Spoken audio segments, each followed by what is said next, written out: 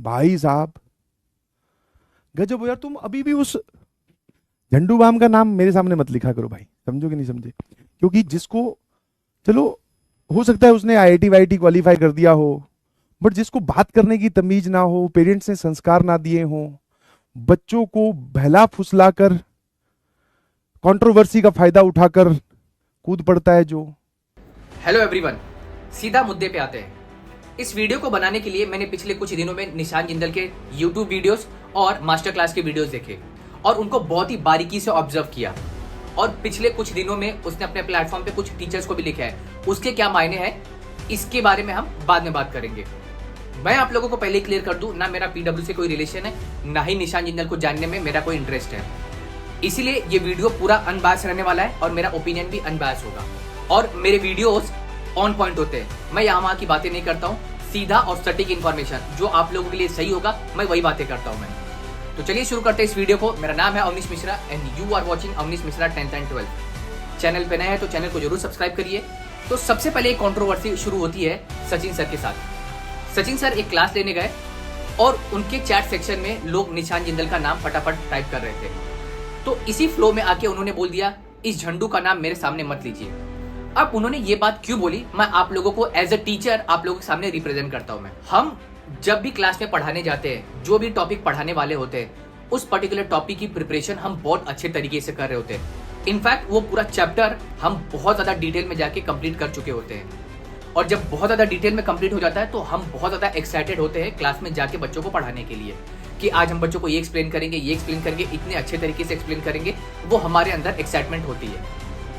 फर्ज करिए कि मैं क्लास में गया पढ़ाने के लिए और मैं बहुत अच्छे तरीके से टॉपिक को प्रिपेयर करके आया हूं मैं, और मैं आप लोगों के सामने बहुत अच्छे तरीके से टॉपिक को रिप्रेजेंट करने वाला हूं मैं। उसी में एक बच्चा खड़ा होकर दूसरे टीचर्स का नाम चिल्ला रहा है या फिर दूसरे यूट्यूबर का नाम चिल्ला रहा है। बड़ी ऑब्वियस सी बात है, मैं इरिटेट हो जाऊंगा।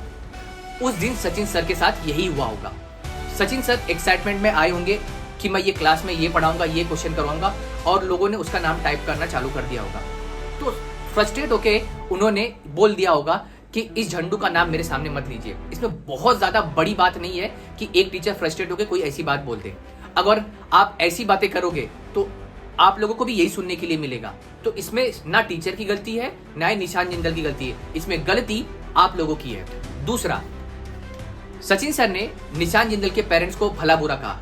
इस पॉइंट को थोड़ी देर के लिए यहाँ पे रखते हैं।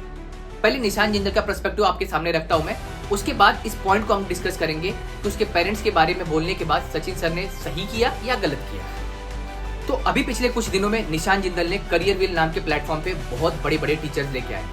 नो डाउट ये टीचर बहुत ज्यादा लेजेंड है और इनकी ख्याति बहुत ज्यादा है। लेकिन आप भरोसा रखिए बच्चों, ये टीचर्स पहले भी पुराने प्लेटफॉर्म पे पढ़ाते थे और उन प्लेटफॉर्म को छोड़ के ये दूसरे प्लेटफॉर्म पे पढ़ाने इसलिए चले गए क्योंकि इनके पास और भी ज्यादा ऑफर्स मिले पैसे के। टीचर्स को कोचिंग करना इस एडटेक इंडस्ट्री में बहुत ही ज्यादा नॉर्मल बात है। मैं बिल्कुल भी आश्चर्यचकित नहीं होऊंगा कि ये टीचर्स करियर व्हील प्लेटफॉर्म को छोड़ के कहीं दूसरे प्लेटफॉर्म पे पढ़ाने चले गए पैसे को लेकर। तो आप निशान जिंदल ने इन टीचर्स को लेके आया है, लेकिन ये सर्वाइव कर पाएंगे या नहीं करवाएंगे ये समय बताएगा। फॉर द टाइम बिंग मुझे बहुत मुश्किल लगता है क्योंकि इन टीचर्स की कोचिंग बहुत ही आराम से की जा सकती है। दूसरा, पिछले कुछ दिनों में मैंने निशान जिंदल के रील्स को देखा।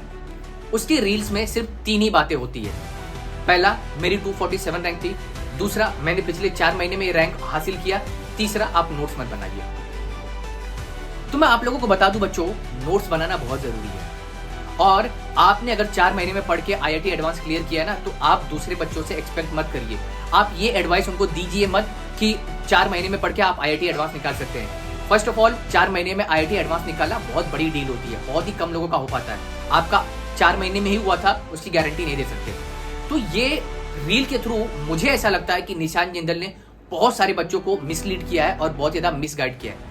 और ये पॉइंट कहने के लिए मेरे पास एक बहुत ही सॉलिड पॉइंट है। मैंने पिछले कुछ दिनों में उसके मास्टर क्लास के कुछ वीडियो देखे। ऑल्दो वो पायरेटेड थे, मेरे पास कहीं से मिले हुए थे तो मैंने कभी देखा नहीं था, लेकिन इस वीडियो के लिए मैंने देखा। उस वीडियो में एक मास्टर क्लास का वीडियो मैंने देखा, वो 2 घंटे समथिंग कुछ मिनट का था, जिसमें से स्टार्टिंग के 45 मिनट्स मैंने देखा। उन 45 मिनट्स में निशान जिंदल ने सिर्फ 2 ही काम किए। चाय पिया और उसने आईआईटी में जितने भी फोटोज क्लिक करवाए थे उन फोटोज को बार बार दिखा के अपनी वाहवाही खींची कि मैंने आईआईटी में ये किया, मैंने ये आईआईटी में ये किया।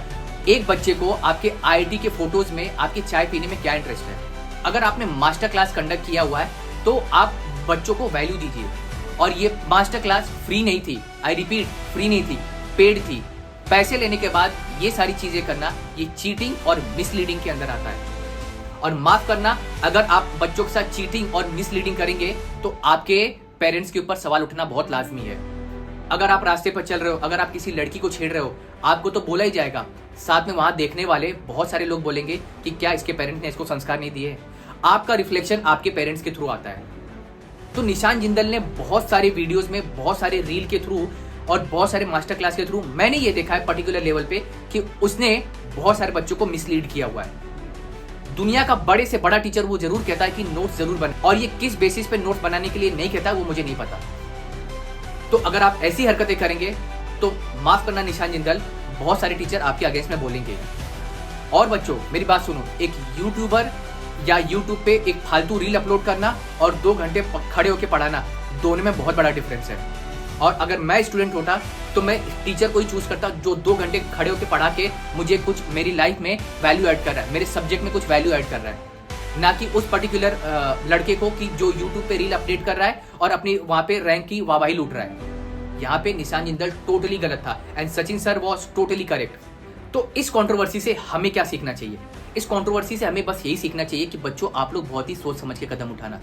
निशान जिंदल ने अपने प्लेटफॉर्म पे IIT JEE एडवांस की शुरुआत तो की है, लेकिन ये भरोसे लायक है या नहीं है, इसका आप लोगों को सोच समझ के चयन करना है। निशान Jindal is not a good person. उसने IIT क्लियर किया है, आई अप्रिशिएट, वो बहुत अच्छी बात है, IIT क्लियर करना बहुत अच्छी बात है, लेकिन लोगों को मिसगाइड करना और उस मिसगाइड करने से अपने आप को फेम हासिल करना, ये बहुत ही बुरा तरीका था। और ऐसा करने के बाद आपके पेरेंट्स के ऊपर भी सवाल उठना बहुत लाजमी है। ये वीडियो यहीं तक था। अगर आप लोगों को कुछ ओपिनियन होगा तो प्लीज कमेंट सेक्शन में जरूर बताइएगा, मैं आप लोगों के रिस्पॉन्स का इंतजार करूंगा। Then best of luck for your academic years.